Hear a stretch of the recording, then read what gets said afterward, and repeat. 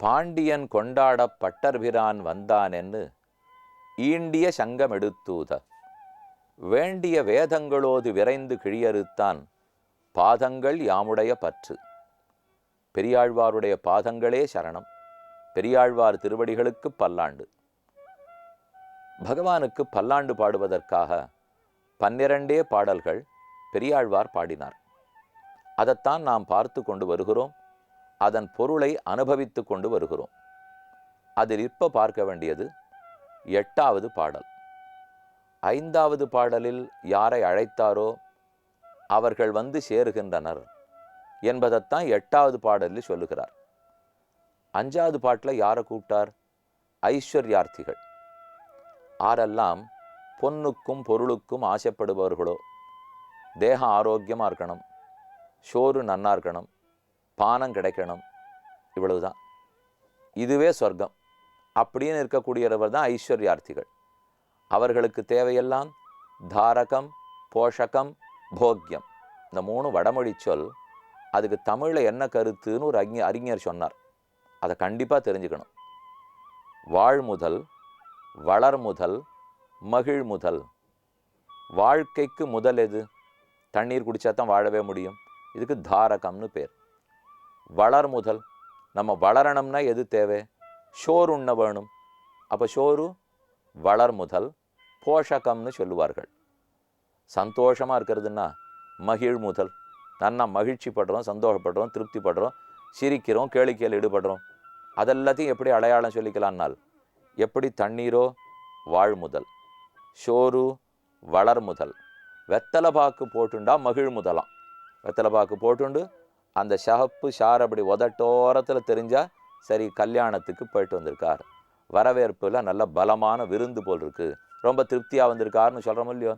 இந்த 3ஐத்தான் இப்போது நாம் விரும்புகிறோம். இவன் தான் ஐஸ்வர்யார்த்தி. ரொம்ப சாமானியன். ஆத்மானுபவம்லாம் தெரியாது, முக்தி அடைந்து பகவத் அனுபவம்லாம் புரியாது. அந்த நிலைக்கெல்லாம் போகவே இல்லை. பெரிய பெரிய பக்தர்கள்லாம் இல்லை. நம்மாட்டம் கோட்டானு கோட்டி ஜனங்க இல்லையா. நமக்கு எல்லாருக்கும் என்ன வேணும்? கண்டிப்பாக பக்தி இருக்குது, எல்லாரிடத்துலையும் பக்தி இருக்குது. வாழ்க்கை நன்னா இருக்கணும், சண்டை சச்சரவு கூடாது. இந்த முதல் நிலை முதல்ல தாண்டணும் இல்லையா. அப்படி இருக்கிறவாளையும் விடமாட்டேங்கிறார் பெரியாழ்வார். இந்த பாசுரத்திலேயும் தெரிஞ்சுக்க வேண்டியது, நம்மையும் திருத்தி கூட்டி கொண்டு தான் போவார் பெரியாழ்வார். நாம் எங்கேயோ தள்ளி இருக்கோம், பக்தர்கள்லாம் உயரத்தில் இருக்கான்லாம் நினச்சி தப்பிச்சுக்க கூடாது, பயப்படவும் கூடாது. இதில் தப்பிக்கிறதுக்கு வழி இல்லை, பயந்து விலகுவதற்கும் வழி இல்லை. ஆழ்வார் நம்மையும் கூட்டி கொள்ளுகிறார். அதுதான் இப்போ பாசுரம் 8வது பாசுரம் பார்க்க போகிறோம். இந்த பாட்டில் சொல்லப்பட்ட கருத்து என்ன தெரியுமோ? நாம் எத்தையோ விரும்பித்தான் பெருமாள்கிட்ட போகிறோம். ஒரு சின்ன வீடு இருந்தால் தேவலை, இல்லை பங்களா இருந்தால் தேவலை, தேக ஆரோக்கியம் வேணும், கல்யாணம் ஆகணும். பெருமாள் அதை கொடுக்குறார். ஆனால் கொடுக்கும்போது எப்படி கொடுக்கணும்? எங்கிட்ட என்னை கேட்காம கண்டதை கேட்டுன்னு வந்திருக்கானே, இவனுக்கு என்ன தைரியம்? எங்கிட்ட வந்து எத்தையோ கேட்டு பெற்றுக்கிறானே, இவனுக்கு உடம்பு கொடுத்ததே தப்பாக போச்சே, நாக்கு கொடுத்ததே தப்பாயிடுத்தே என்று தானே பகவான் கோவிச்சுக்கணும். பண்ணவே மாட்டாராம். ஏதோ குழந்தை கேட்டுன்னு வந்திருக்கா, கண்டிப்பாக கொடுப்போம். அடுத்த தரம் வரச்சே இதில் இருக்கிற விருப்பத்தை தொலைச்சுட்டு, கண்ணா நீயே தான் வேணும், உங்ககிட்ட போய் நான் கண்டதை கேட்டுவிட்டேன் பார்த்தியா, திருந்தி விட்டேன், இனிமேல் அந்த ஆசையெல்லாம் எனக்கு இல்லை, இப்போ நான் நன்னா பக்குவம் அடைஞ்சுவிட்டேன், உன்னிடத்துல ஒன்றைத்தான் வேண்டுவேன்னு நாம் ஒத்தொத்தரும் வருவோன்னு பகவான் எதிர்பார்க்கிறார்.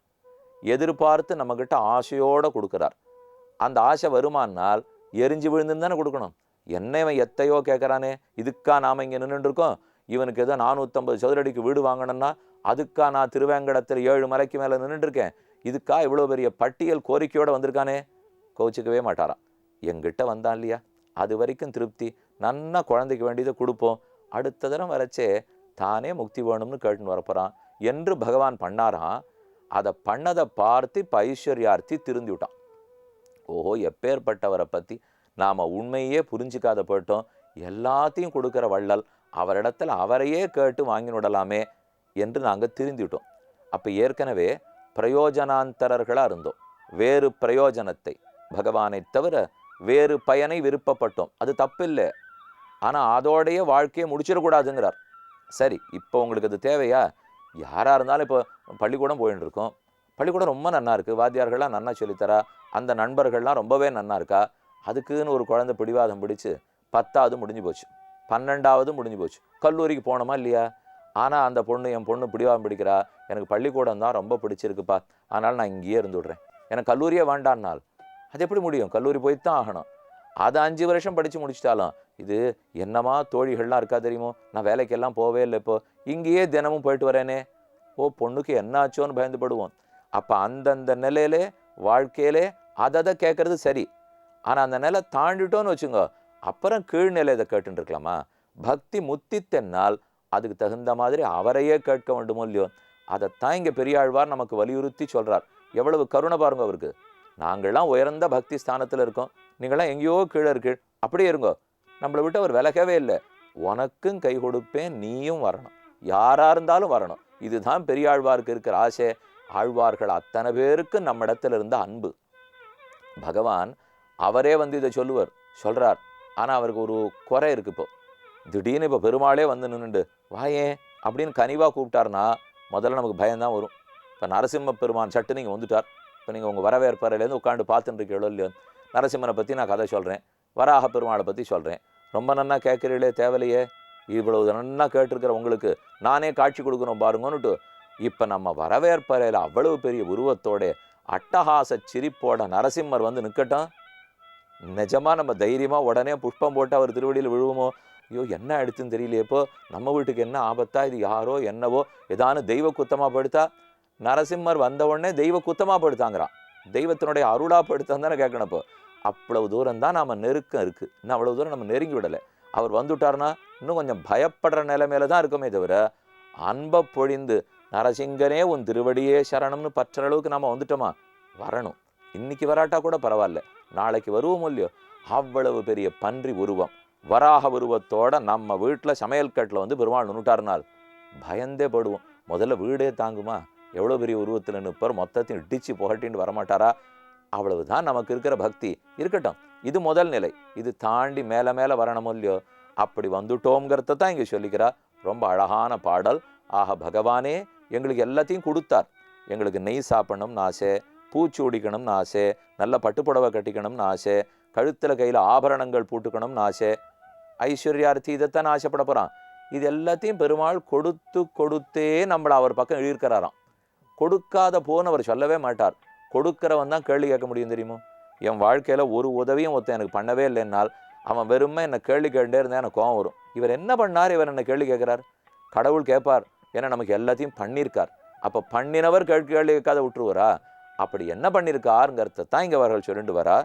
நெய்யடை நல்லதோர் சோறும் நியதமும் அத்தாணி சேவகமும் கை அடைக்காயும் கழுத்துக்கு பூனொடு காதுக்கு குண்டலமும் மெய்யிட நல்லதோர் சாந்தமும் தந்தென்னை வெள்ளியுராக்க வல்ல பையுடை நாக பகைக்கொடியானுக்கு பல்லாண்டு கூறுவனே. என்ன வெளுப்பாக்கிட்டார். நான் ஏற்கனவே எப்படியோ இருந்தேன், அந்த ரஜோகுணத்தை மாற்றி தமோகுணத்தை மாற்றி இப்போ ரொம்ப சாத்விகன்னு ஆக்கிவிட்டார். எப்படி ஆக்கினார் எனக்கே தெரியல. என்னை ஏமாற்றி என்னை பெருமாளுக்கு பக்தனா ஆக்கினுட்டாராம். அப்படி என்னென்ன கொடுத்தாருன்னு சொல்கிறார் பாருங்க. நெய்யிடை நல்லதோர் சோறும். யாருக்கும் இதுதான் முதல்ல ஆசை. நெய்யிடை நல்லதோர் சோறு. நெய் நிறையா இருக்கான், இடை அதுக்கு நடுவில் ஒரு 10-15 அரிசி போட்டிருக்கலாம். இப்படிங்க நீங்கள் பார்த்துருக்கீங்களா? அரிசியை நன்னா கொதிக்க விட்டு சமைச்சு நெய்யை குத்தி பார்த்துருக்கோம். இங்கே அப்படி இல்லை, நெய்யே பாத்திரத்தில் ஏற்றிருக்கலாம். ஒரு கைப்பிடி அரிசி எடுத்து போட்டால் ரொம்ப நன்னா இருக்கும் போல் இருக்கு சுவாமி. ஆனால் சொல்லி முடிக்கிறதுக்குள்ளே சக்கரை வியாதி, கொழுப்பு வியாதி காகிதத்தில் எழுதி பார்த்தாலே வந்துடும் போல் இருக்குங்கிறார். ஆனால் இந்த பாட்டை சொன்னால் கொழுப்பும் வராது, சர்க்கரையும் வராது, நேராக சாப்பிட்டா தானே வரப்போகுது. மேலும் பெருமானுடைய பிரசாதமாக இருந்தால் குறைச்சலாத்தான் வம்பே வரும். நெய்யிடை நல்லதோர் சோறும். அப்போ சில சோறு இருக்குது, நன்னா அக்காரடிச்சில் சக்கரை பொங்கல் கலக்கரா போல் இருக்கு. பொங்கல்லையே 2 வகை உண்டு. வேடிக்கைக்கு சொல்கிறேன். நெய் விட்ட பொங்கல், நெய் விட்ட பொங்கல் அப்படின்னா நெய்யை நிறைய குத்தினோன்னு வச்சுங்க, அப்போ நெய் விட்ட பொங்கல். பொங்கல் நெய்யை விட்டுடுத்துன்னு வச்சுங்க, அப்போ துளி கூட நெய்யே இல்லை, நெய்யை விட்டுட்ட பொங்கல். அப்படி இல்லை, இது நிறைய நெய் இருக்கிற பொங்கல் போல் இருக்கு. நெய்யிடை நல்லதோர் சோறும் அப்போ சோறு சாப்பிட்டா தான் தாரகம், இதுதான் ஆதாரம். நெய் போஷகம், நெய் சாப்பிட்டா தான் வாழ்வோம்னு இல்லை, ஒரு பளபளப்பு மினுமினுப்பு அதெல்லாம் நெய் இருந்தால் தானே வரும். அப்போ நெய்யடை நல்லதொரு சோறும் நியதமும், நியதம்னால் பகவான் நமக்கு ஐஸ்வர்யத்தை நித்தியமாக்குகிறார். ஐஸ்வர்யார்த்தி வந்து சேர்ந்த பாசுரம் தானே இது. நம்ம கேட்ட ஐஸ்வர்யத்தை நியதமாக அந்தந்த தேவதைகள் மூலமாக உள்ளே இருந்துட்டு நியமேன கொடுக்கிறார். நம்ம இவர் தான் கொடுத்தார்னு கொண்டாடாட்டா கூட கொடுப்பறான்.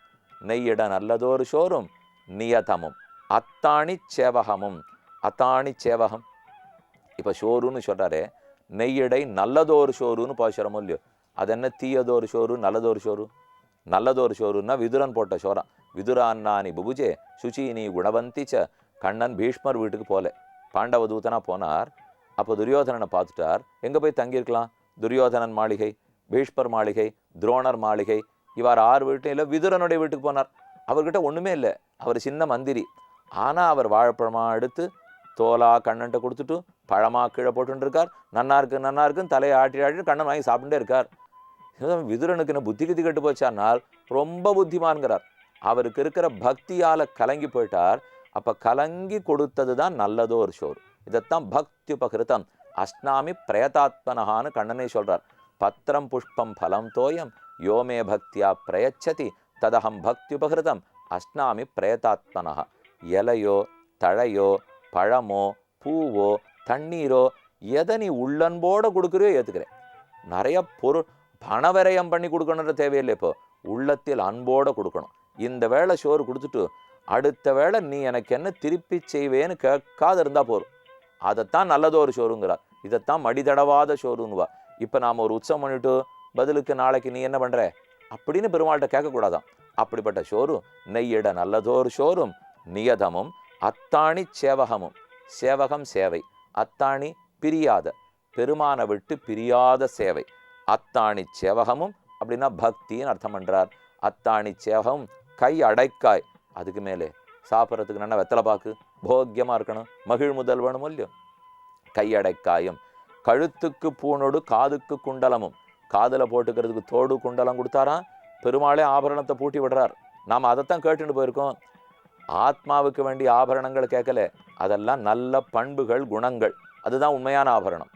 பகவானுக்கு நகை நட்டு போட்டு சமர்ப்பித்து அழகு பார்க்கணும்னு நமக்கு தோணலை. நமக்கு இந்த தாழ்ந்த உடலுக்கு ஆபரணம் கேண்டு போகிறோமா, அதுவும் கொடுக்குறார் அவர். கழுத்துக்கு பூணோடு காதுக்கு குண்டலமும். ஏன் இந்த 2 மட்டும் சொல்கிறார்? கழுத்தில் போட்டுருக்கிற அடிகை, காதில் போட்டுருக்கிற குண்டலம். அதுக்கு வேடிக்கையாக ஒரே ஆசிரியர் சொல்கிறார், இந்த 2 மட்டும் நம்ம பார்க்கவே முடியாது.